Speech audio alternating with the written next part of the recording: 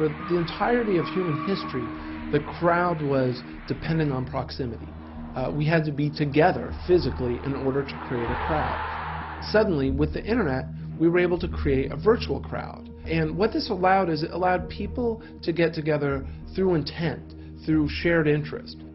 This is new. This is a fundamentally new development in the course of human history, that communities are able to form simply out of shared interest, shared passion for a hobby, a craft, an art.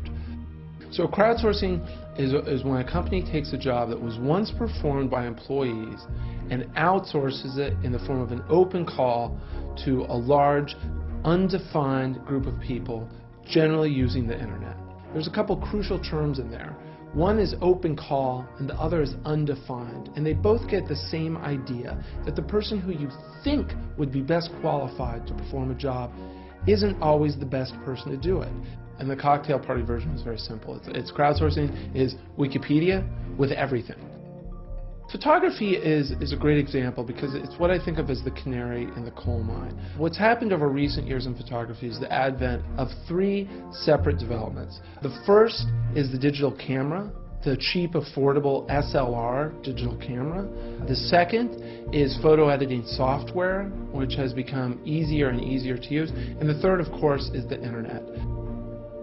And so the quality level of stock photos produced by amateurs essentially reached an equilibrium with those created by professionals. What happened was that stock photos were no longer a scarce commodity. They became an abundant commodity. Instead of charging $300 per stock photo, they charged $1. And as you can imagine, the demand for a commodity that had been marked down by 99% was huge.